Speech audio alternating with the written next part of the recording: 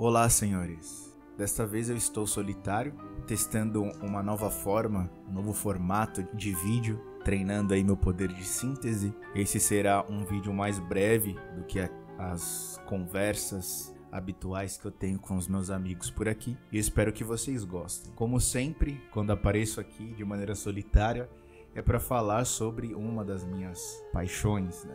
Que é o cinema. E nós vamos falar do filme que recebeu o título no Brasil de Breve Noite das Bonecas de Vidro. O título em inglês, que é o título mais conhecido ao redor do mundo, é Short Night of Glass Dolls. É um filme italiano da década de 70, do início da década de 70, de 1971. O diretor é italiano, se chama Aldo Lado. A primeira curiosidade que eu posso citar para vocês é que, apesar de ser um filme italiano, ter sido gravado na Itália, reuniu atores das mais diversas nacionalidades, né? O elenco era composto aí por croatas, italianos, alemães, americanos. Atores talentosos, né? Mas eu acho que muito se perdeu no resultado final, porque na minha percepção, das duas versões que eu assisti do filme, uma está presente no YouTube, que é a versão com áudio em italiano, e outra versão que eu achei em outra plataforma, nos torrents da vida aí, uma versão com áudio em inglês. Me parece que eles não utilizaram o áudio original, pelo menos não nas duas versões que eu assisti. Parecia que era uma dublagem, talvez o filme tenha tido um baixo orçamento, e isso acaba comprometendo a nossa percepção sobre as atuações dos atores, né? Muito triste. Inclusive, uma das atrizes que faz o par romântico como protagonista, parece que é casada com um dos membros do Beatles, ou foi casada, alguma coisa assim. Bom, não acompanho nada de Beatles e nem dos atores de Hollywood, eu acabo sabendo por meio que osmose. Mas vamos lá, acredito que ninguém assistiu a esse filme, né? É um filme muito pouco falado e eu conheci por acaso. Estava a ler um dos artigos do professor Ibrahim, que é um professor que fala muito sobre cinema, né? Não sei se eu posso colocá-lo como... Vamos colocar como um professor de cinema. Que nós temos aí, parece que já fazem mais de 20 anos que foi lançado o De Olhos Bem Fechados. E esse professor escreveu um texto sobre De Olhos Bem Fechados e citou esse filme lá. Inicialmente, que eu posso falar para vocês aqui para tentar despertar, né, ou dar motivações para vocês assistirem ao filme, é que aquele ritual satânico, né, que muita gente não sabe, mas o ritual de Olhos Bem Fechados é um ritual satânico. Ele fica no chinelo se comparado ao ritual The Short Night of Glass Dolls. O ritual presente nesse filme é muito mais explícito, né? Não vou dizer simbólico, mas muito mais explícito. Mas os dois filmes, né, De Olhos Bem Fechados e Breve Noite das Bonecas de Vidro, têm muitas semelhanças. Por isso, eu resolvi trazer aqui para vocês algumas breves notas que eu julgo interessantes. Pode ter alguma utilidade para vocês. Vamos lá. Esse filme narra a história de um jornalista americano que viaja o mundo, principalmente a Europa, para fazer as suas coberturas. Não se sabe se ele tem algum vínculo com o governo americano, algum vínculo direto, né? Mas o filme se passa ali na Guerra Fria, então nós temos ainda muito aquela ventania pós-Segunda Guerra de muita gente ainda flertando com o comunismo, principalmente os intelectuais. E o nosso protagonista, Gregory, é um jornalista e vai para a Europa para fazer algumas coberturas, e aparentemente ele é um cara mulherengo também. Então, obviamente que ali também ele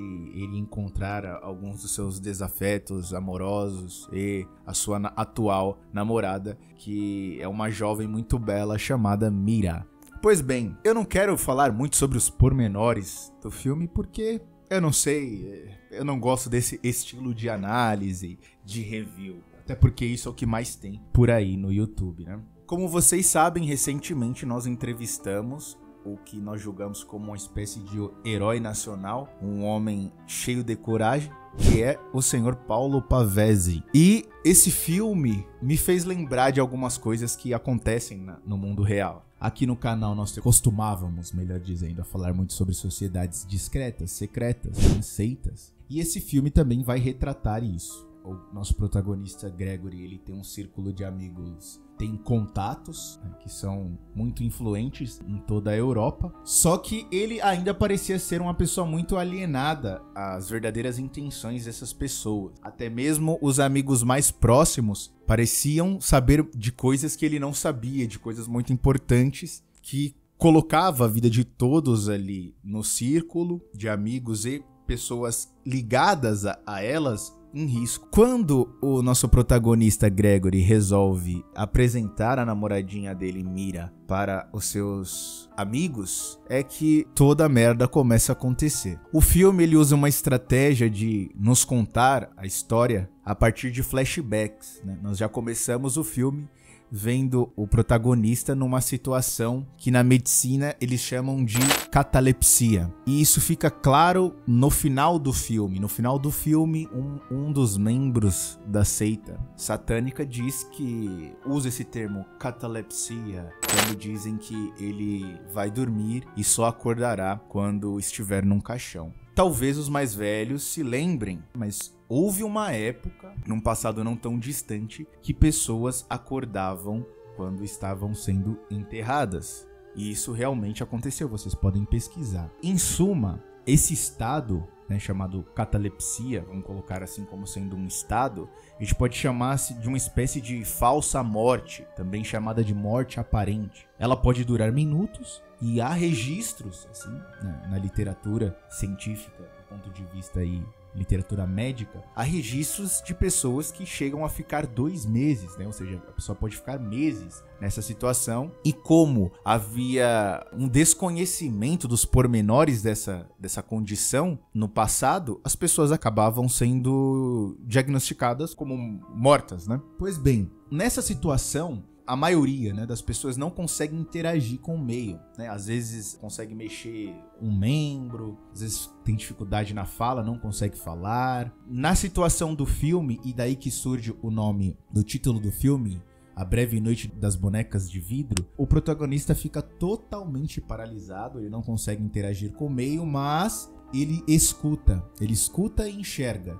No caso do protagonista, nem mesmo as pálpebras dele mexem. Ele fica com os olhos vidrados e eu imagino que esse seja o significado por trás do título do filme. Como eu disse, o filme já se inicia com o protagonista nessa condição, só que o protagonista ele começa a se questionar, né? Quando ele se vê naquela situação, ele começa a se questionar o que aconteceu, ele pensa que é um sonho, e ele começa a fazer um esforço para se recordar o que aconteceu. E aí que de fato o filme começa e ele vai recobrando as memórias e o filme começa a mostrar o cara migrando, né? Numa ótica atual e a ótica do passado, né? Achei muito interessante essa estratégia. O filme não me parece, assim, à primeira vista, assisti poucas vezes, 2 vezes não é o suficiente para fazer uma análise tão profunda assim, eu imagino. Mas não me parece que tenha erros de roteiro, algo muito grotesco assim. Ainda é muito superior aos filmes atuais. Pois bem, como eu disse, né, o filme começa a ficar mais problemático e a andar de fato quando o protagonista ele apresenta a namorada dele para o seu círculo de amigos. Isso é revelado pelo próprio, quando a Mira, o par romântico dele, pergunta quem são aquelas pessoas, né, aqueles velhinhos. Ele diz que são pessoas importantes de toda a Europa, políticos, banqueiros, pervertidos. E nesse momento ele faz uma brincadeira e pergunta se ela está interessada. E uma coisa peculiar é que ela responde com certo tom de seriedade, né, como se ele não devesse brincar com aquelas coisas. Ela diz que não, obrigada, e num tom de seriedade. Achei interessante essa estratégia de ela não brincar também, como se ela se estivesse se sentindo desconfortável com toda aquela situação. Nesse momento, o diretor, ele nos apresenta todo o círculo de troca de favores dessa seita, né? Essa sociedade, vamos colocar assim, discreta. Porque seria secreta se fulano de tal, que ouviu falar e ninguém sabe muito bem o nome, quem participa. Nesse caso, não parece ser uma coisa muito escondida, né? Apenas algo mais discreto. Inclusive, algo que eu só notei assistindo pela segunda vez é que um dos amigos do Gregory, ele nos dá pistas do que aconteceu com o protagonista nessa festa, né, nesse concerto, né, que eles gostam muito de música. Eles vendem a coisa como sendo um concerto musical. O cara vai lá tocar piano, um pianista famoso da época, um pianista francês. Porque quando ele apresenta a concubina dele para o Gregory, para o protagonista, ele diz: nesse momento eu não posso agir naturalmente, assim como ela também não pode. E a personagem se encontra neste momento, nessa cena, encostada na parede, imóvel, com os olhos vidrados. Novamente, entra a questão do título do filme aí. Mas nesse caso, a personagem parece apenas estar parcialmente paralisada, né? Diferente da situação atual do protagonista. Outra coisa interessante é o grau de perversão deles, né? Esse cidadão, ele se diz comunista. Ele aproveita da situação ali de paralisia da moça, apalpa os seios dela na frente de todo mundo e diz que ela é jovem, tem um corpo jovial, enfim, e que ela é filha de um grande rico, não lembro de que país da Europa, e que ela viaja ao mundo para se aventurar com operários comunistas, né, e depois voltar para as amigas e contar suas aventuras sexuais, né? Ou seja, a mina também não é flor que se cheire, mas não justifica, obviamente, o que o cara tá falando ali. O que não fica claro é como ela chegou naquela situação. Aparentemente, né, o que se sabe, ou melhor, o que eu sei sobre essa condição, no caso a catalepsia, é que algumas pessoas chegam a essa situação, a essa condição, por meio de o uso de drogas ou de até alguns medicamentos, drogas alucinógenas, alguns medicamentos. O que parece é que essa seita, os médicos dessa seita, que também há médicos nessa seita, eles arrumaram uma forma de induzir as pessoas a essa condição. E parece que a moça usou uma dosagem mais baixa disso e ficou naquela situação ali. E, né, isso está de acordo com algumas coisas que o meu amigo Cacique aqui do Esboço e eu já discutimos em outros momentos, que é sobre como as drogas, né, nos colocam em determinadas situações, em determinada condição mais propícia a coisas de cunho imaterial. E aí a gente vê isso em diversas religiões, inclusive nas religiões primitivas, menos rebuscadas, menos organizadas. Você via os indígenas fazendo uso, algumas tribos indígenas fazendo uso de maconha para se contatar com xamãs, né, para ouvir conselhos, enfim. Há vários casos de pessoas que fazem o uso daquele chá, ayahuasca, não sei se é assim que pronuncia, para ter e tem alucinações, e a gente também não sabe até que grau são apenas alucinações ou se isso... As coisas que as pessoas narram com essas experiências são muito estranhas, né? Tem também a galera dos cogumelos, enfim, dessas drogas alucinógenas aí, psicodélicas. E aí é muito interessante porque tem várias maneiras de eles se livrarem das pessoas, né? Aceita. Eles podem matar as pessoas se eles quiserem. Porque fica claro no filme que eles têm toda uma estrutura naquela cidade italiana, envolvendo polícia, política. Então eles podem fazer o que eles querem, mas eles optam por colocar as pessoas naquela condição médica, vamos colocar assim. Então eu imagino que isso está relacionado com esse olhar, imagino que o diretor tenha usado essa estratégia para nos levar para esse olhar de que certos rituais precisam ser feitos com as pessoas em certos estados. Apesar de que as pessoas que terminavam nessa condição eram as pessoas que não queriam entrar para a seita, né? Não queriam ser usados pela seita. Pois bem, na cena seguinte, após a festa, essa personagem aparecia se movendo, dançando, né? Ele está tendo meio que um luau, sei lá que coisa é aquela, interagindo normalmente com outros personagens ali, com os figurantes. O que mostra que talvez a situação do protagonista pudesse ser revertida com o uso de algum medicamento, no caso da catalepsia. Muitas pessoas voltam naturalmente, assim, sem intervenção médica. Pelo pouco que pesquisei, já existem remédios para remediar, obviamente, para remediar essa situação. No entanto, uma coisa muito interessante é que o diretor usou para amarrar o roteiro, é que ela não se recorda de ter conhecido o protagonista, né? Quando ela se encontra com o protagonista, ela não se recorda de ter conhecido ele, né? Ela lembra vagamente, assim, de ter conhecido o rapaz. Ou seja, essa situação, essa condição causa amnésia. Imagino que amnésia de curto prazo nas pessoas. E ela faz todo um esforço para recobrar a memória ali também. Lembra que, eu acho que eu te conheci, só não sei aonde. E isso, o diretor amarrou o roteiro dessa forma, porque isso justifica o fato do protagonista não se lembrar do que aconteceu com ele na noite passada, né? Ou nas noites passadas, não fica muito claro há quanto tempo que o protagonista está naquela condição.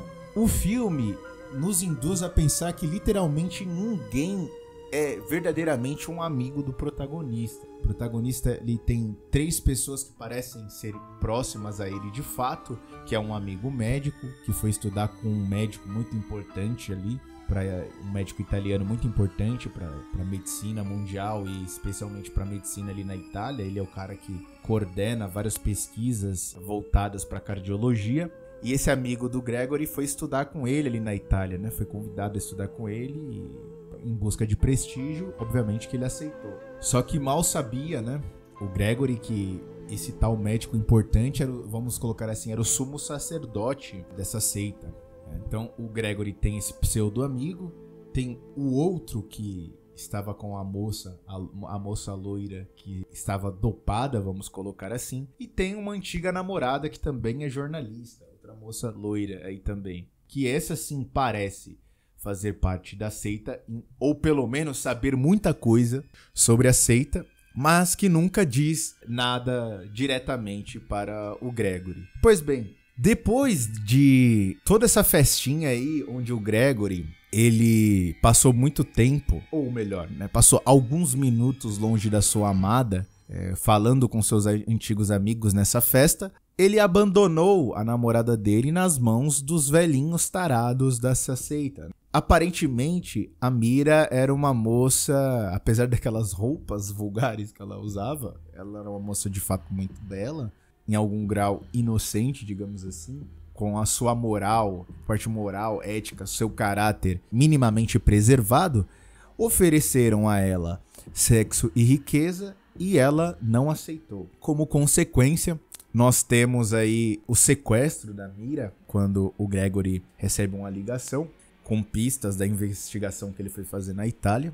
Só que era um alarme falso, que é uma coisa até interessante, pois por algum motivo o Gregory estava preocupado com a sua amada naquela noite, né? Ele estava vigilante, vendo-a dormir, quando ele recebe a ligação desse amigo dele. Depois, como eu disse, ele descobre que é um alarme falso, então ao retornar para casa, Mira já não está mais lá. Pronto, ali começa toda a conspiração que me fez gravar este vídeo que vocês estão assistindo neste momento. Porque tudo hoje é teoria da conspiração. Aí passam-se alguns anos e aqueles que diziam que era teoria da conspiração mudaram de opinião e fica chamando os outros de conspiradores, né? Ou diz que sempre soube, né? Por que conspiração? Porque a partir daí ele vai procurar a ajuda dos amigos e da polícia, das autoridades patentes, para tentar achar a Mira, e o que ele encontra, né, no momento de desespero onde sua amada provavelmente foi sequestrada, os amigos induzem-o a pensar que ela partiu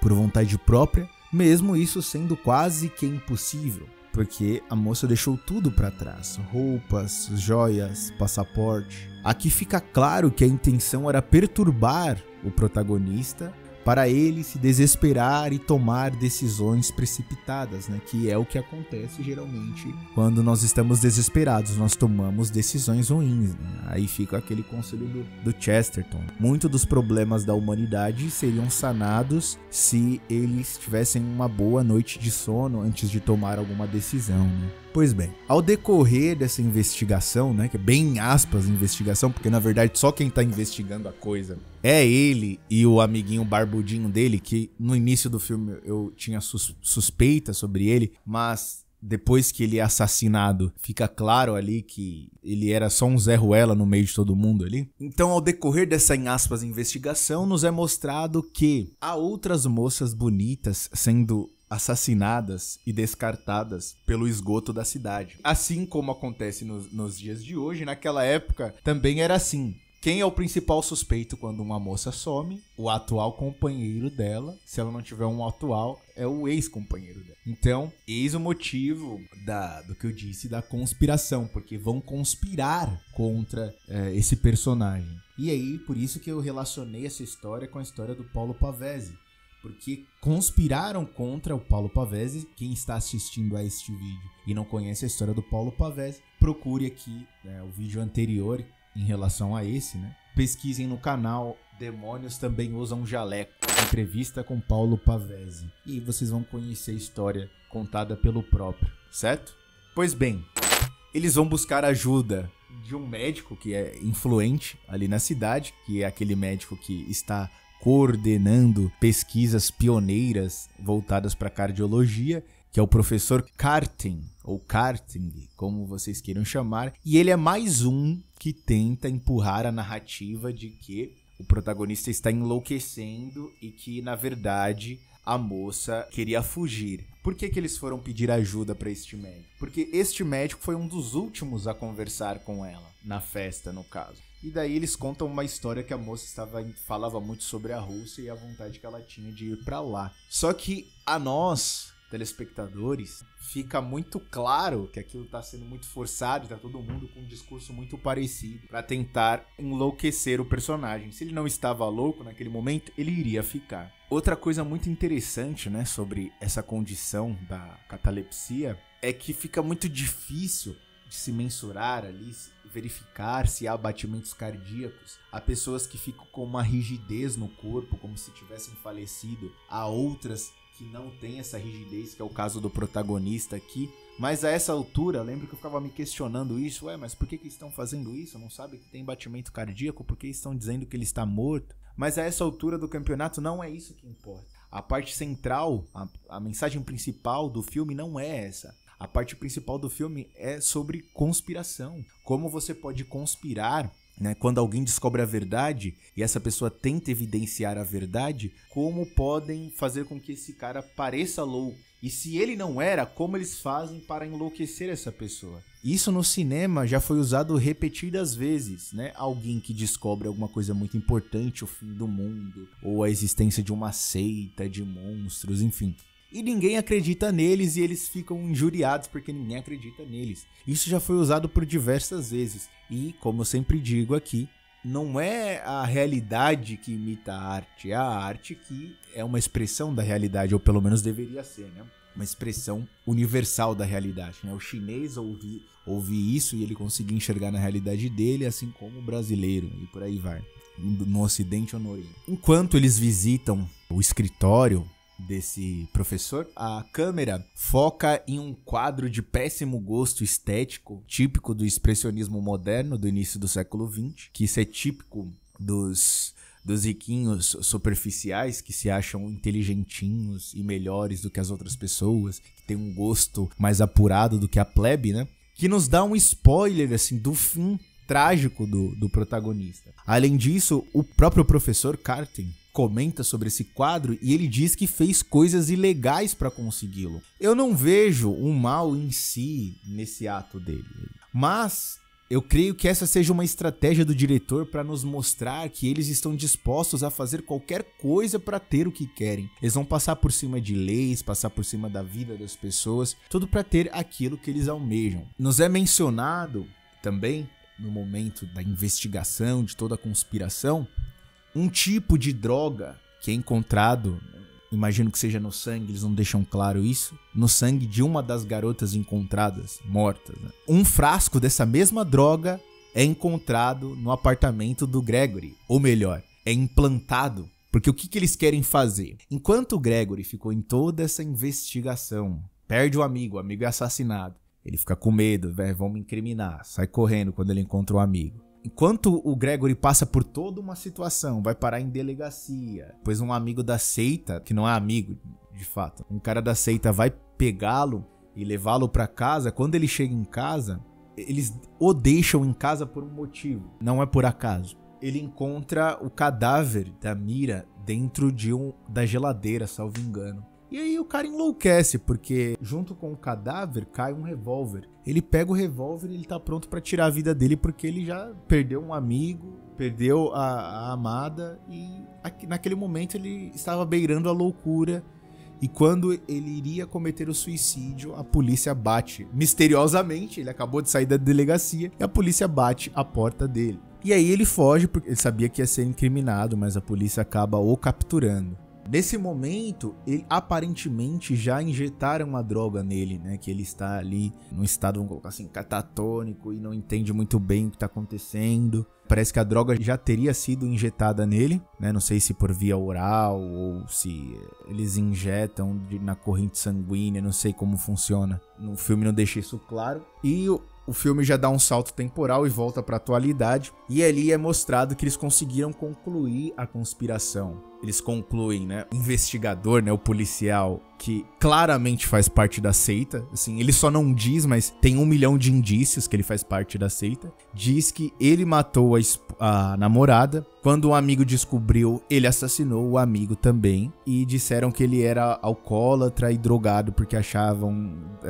muito álcool na casa dele e vários frascos de droga. E assim, eles solucionaram o caso e provavelmente vão usar isso também para incriminar das outras mortes, né? Dizer que foi ele que matou todas as outras garotas. E assim, os holofotes em relação à seita serão apagados, né? E as poucas pessoas ali daquela cidade nos cargos de poder que não fazem parte da seita, que poderiam fazer alguma coisa contra a seita, vão deixar essa história pra lá. No final do filme, o protagonista acaba na situação que foi descrita naquele quadro de péssimo gosto, né, estético. Ele serve como experimento, né, até porque ele é um assassino, então nós podemos fazer essas coisas com corpos de assassinos. Isso foi até bom para os médicos da seita, porque eles puderam fazer seus experimentos satânicos no protagonista.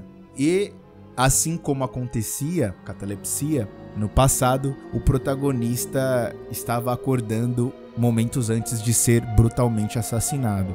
E o protagonista é assassinado na presença dos seus amiguinhos ali, né? A amiguinha que sobreviveu e os outros conhecidos da seita. Como ele ainda consegue enxergar, a parte visual dele foi preservada, na hora que ele bate o olho nos olhos do médico, ele se recorda na hora que o médico era um dos participantes da seita, porque naquele momento de loucura, o personagem estava beirando a loucura, ele acaba indo para o clube, né? Salvo engano, essa seita se chama Clube 99, que talvez seja uma referência ao Clube 33, que realmente existe, né? Aquele clube famoso da Disney. E ele acaba vendo tudo, né? Aquele ritual que é muito pior, né? O ritual satânico muito pior do que de olhos bem fechados, né? Que envolve alguma coisa, algo no sentido de adrenocromia, né? Ali usando algo para preservar a juventude deles, né? Envolvendo relações sexuais. Então, na hora que o protagonista bate o olho nesse médico, ele se lembra de que esse médico era o sumo sacerdote que ele encontrou lá. E o personagem começa a acordar, esboçar alguma reação, mas como a sala tá um pouco escura, ninguém percebe que ele tentou mover o braço, mas o médico segura o braço dele.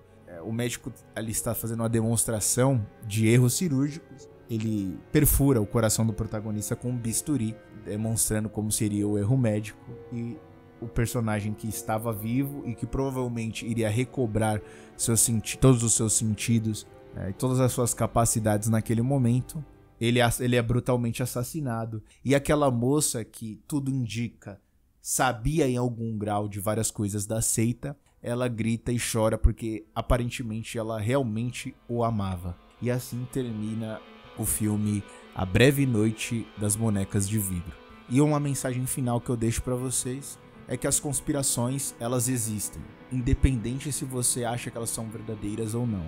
Uma coisa é existir, você negar a existência do precipício não muda o fato dele existir. E um dia, eu espero que esse dia não chegue, eles podem conspirar contra você, assim como fizeram no caso Paulo Pavés. Que Deus os abençoe. Até uma próxima.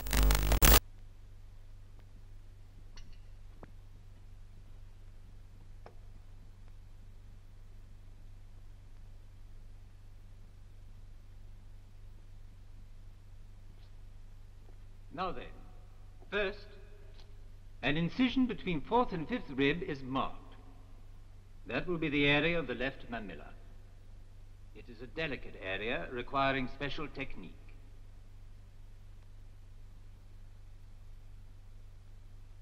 Close the shutters, please. Remember, the merest error or wrong movement could irreparably damage the organ and cause death.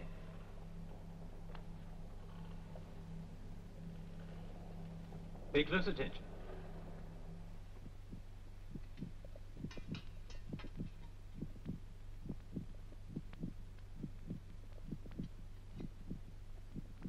Lights, please.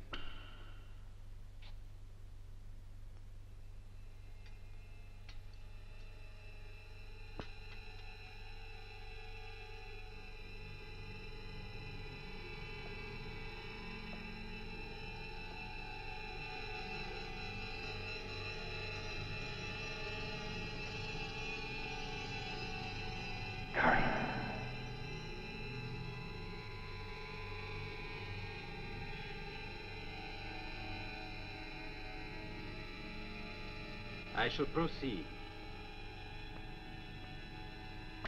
No!